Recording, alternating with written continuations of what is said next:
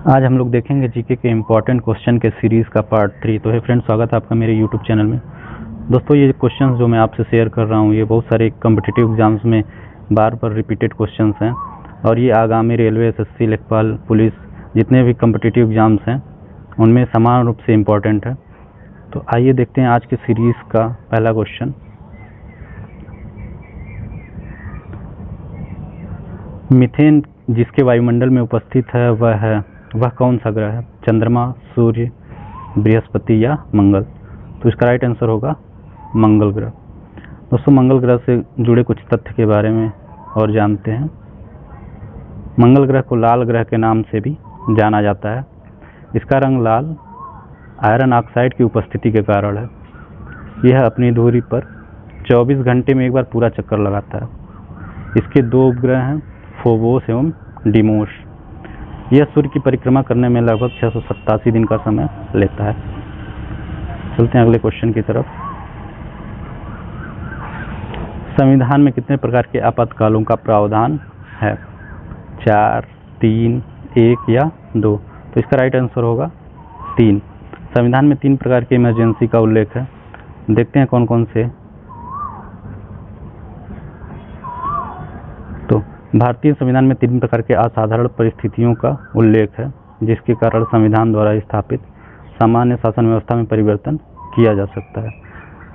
पहला इमरजेंसी है बाह्य आक्रमण या सशस्त्र विद्रोह के कारण, जो कि अनुच्छेद 352 में वर्णित है।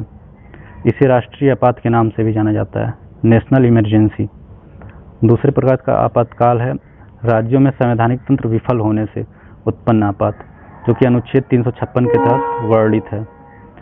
तीसरे प्रकार का आपातकाल है वित्तीय आपातकाल, फाइनेंशियल इमरजेंसी, जो कि अनुच्छेद 360 में वर्णित है। बढ़ते हैं अगले क्वेश्चन की तरफ। चाणक्य बचपन में किस नाम से जाने जाते थे? अजय, विष्णुगुप्त या देवगुप्त? ये चाणक्य की गलती से ऑप्शन आ गया है, तो इसका राइट आंसर होगा विष्णुगुप्त। चाणक्य को कौटिल्य के नाम से भी जाना जाता है।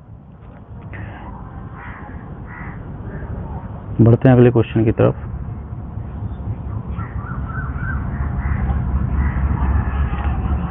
ट्रांसफार्मर प्रयुक्त होते हैं। ट्रांसफार्मर किस काम के लिए यूज होता है?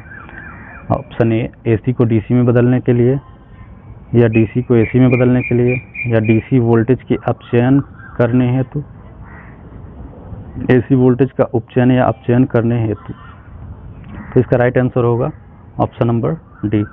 दोस्तों, ट्रांसफार्मर इलेक्ट्रोमैग्नेटिक इंडक्शन के सिद्धांत पर कार्य करता है, विद्युत चुंबकीय प्रेरण, जिसका मेन काम है अल्टरनेटिंग करंट के फ्रीक्वेंसी को बिना चेंज किए इसके वोल्टेज को स्टेप अप या स्टेप डाउन करना, मतलब इसके वोल्टेज को बढ़ाना या घटाना। बढ़ते हैं अगले क्वेश्चन की तरफ। संसद के दोनों सदनों का संयुक्त सत्र कौन बुला सकता है? राष्ट्रपति, प्रधानमंत्री, लोकसभा अध्यक्ष या उपराष्ट्रपति? तो इसका राइट आंसर होगा राष्ट्रपति। इससे जुड़े कुछ तथ्य के बारे में जानेंगे।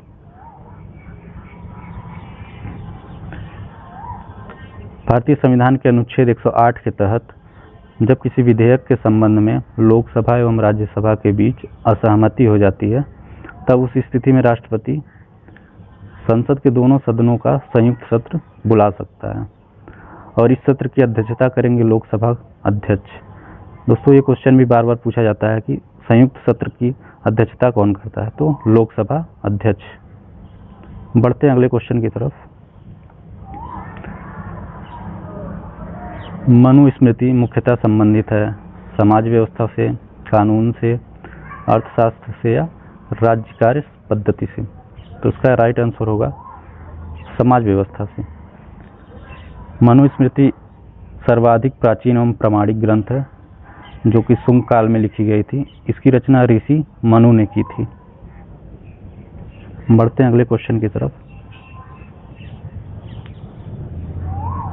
पृथ्वी की जुड़वा बहन कहे जाने वाले ग्रह का नाम है बुध, शुक्र, मंगल या प्लूटो? तो इसका राइट आंसर होगा शुक्र।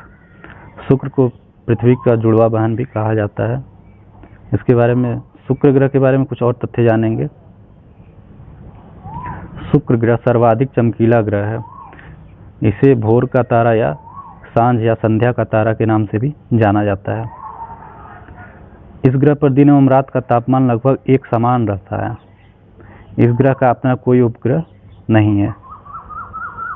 बढ़ते हैं अगले क्वेश्चन की तरफ।